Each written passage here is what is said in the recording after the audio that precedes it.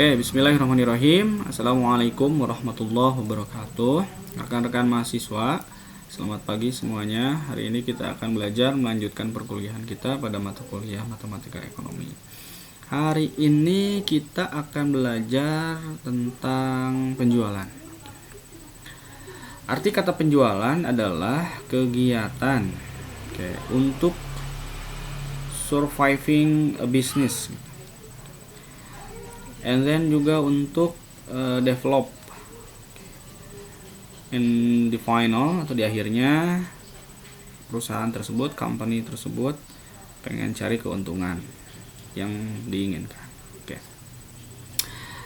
Menurut Navarin di buku penganggaran perusahaan, penjualan juga adalah proses kegiatan kita menjual, mulai dari menetapkan harga jual sampai produk yang kita produksi itu jatuh ke tangan konsumen atau calon pembeli.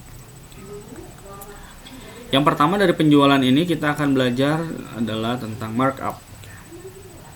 Markup itu istilahnya adalah ada selisih sebetulnya. Kalau kalian cari di Kamus Besar Bahasa Inggris, itu markup itu adalah peningkatan dari sebelumnya, atau bisa juga, tapi ini konteksnya adalah ekonomi ya, ekonomi.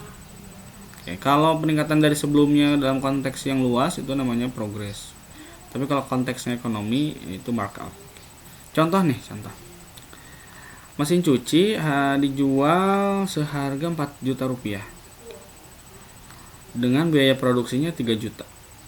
Maka besarnya markup itu adalah rumusnya harga jual dikurangi dengan biaya produksi.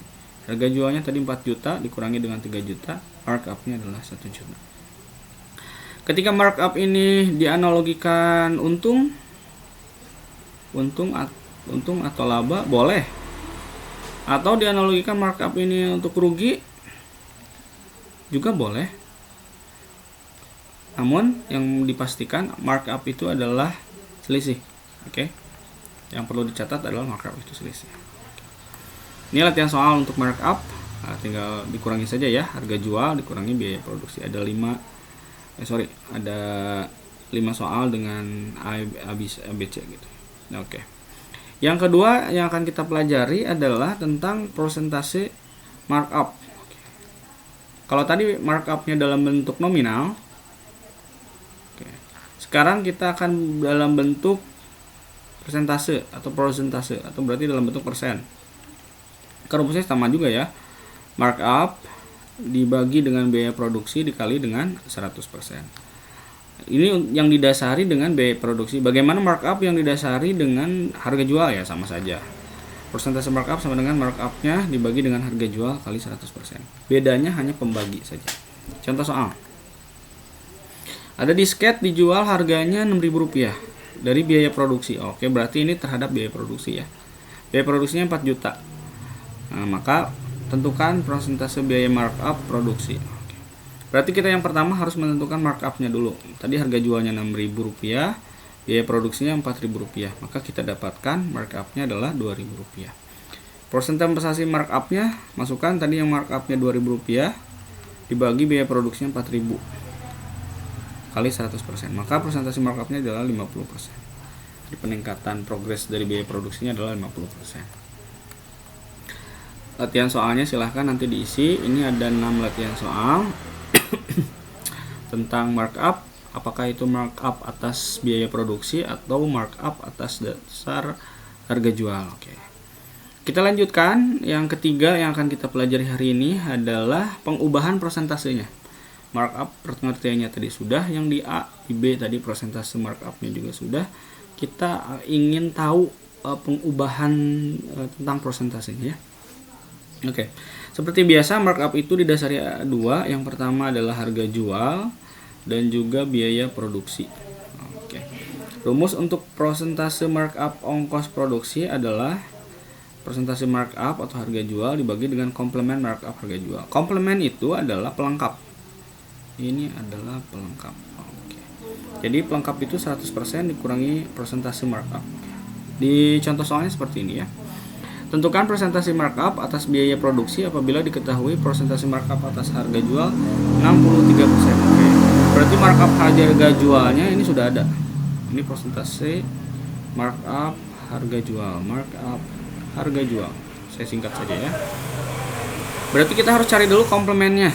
Oke, komplemennya kita cari dari 100% karena satu keuntungan besar itu 100%, kita gunakan 100%, dikurangi yang tadi markupnya 63%, maka dapatkan komplemennya adalah 37%. Markupnya adalah 63% dibagi dengan komplemen markupnya 37% dikali dengan persentasenya yang total 100%, maka dapatkan persentase markup atas biaya produksi adalah 170,27%. Oke, ini latihan soal untuk presentasi pengubahan presentasi markup ya, baik itu untuk atas biaya produksi maupun atas biaya atas harga jual. Yang terakhir dari bab penjualan adalah tentang persediaan.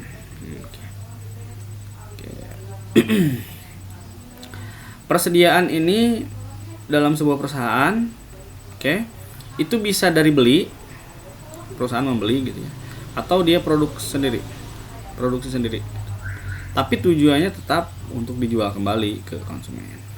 Ada 2 artikel yang saya kutip dari Ahmad Syafi'i, karya tahun 2015.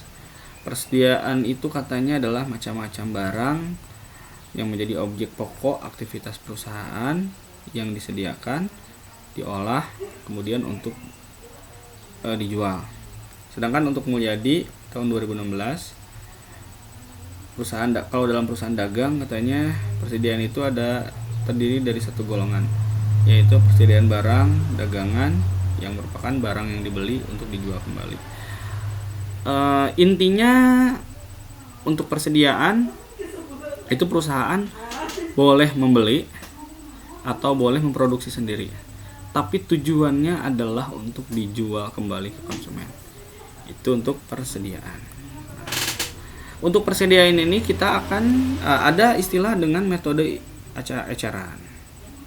Oke, retail ya. Metode eceran ini adalah pendekatan untuk mengcosting atau untuk cost itu biaya ya, untuk membiayai, jadi untuk memprediksi biaya persediaan.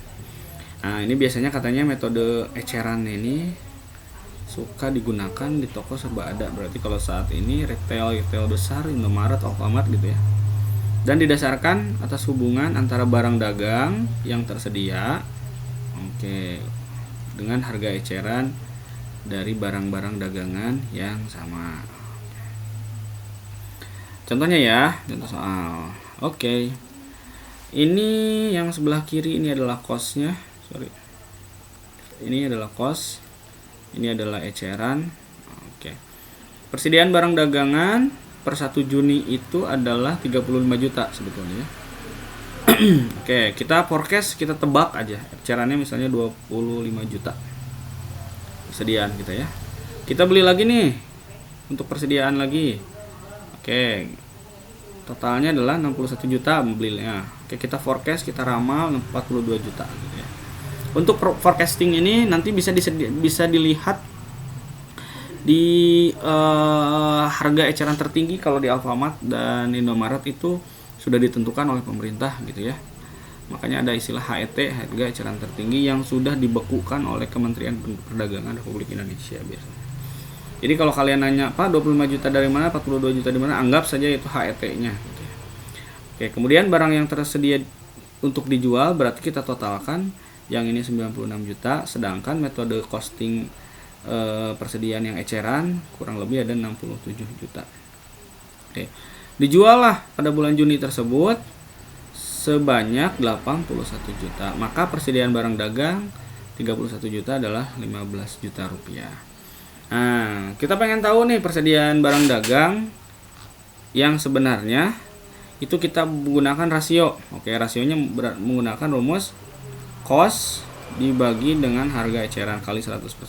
Cost-nya adalah 67, yang ini dari harga eceran.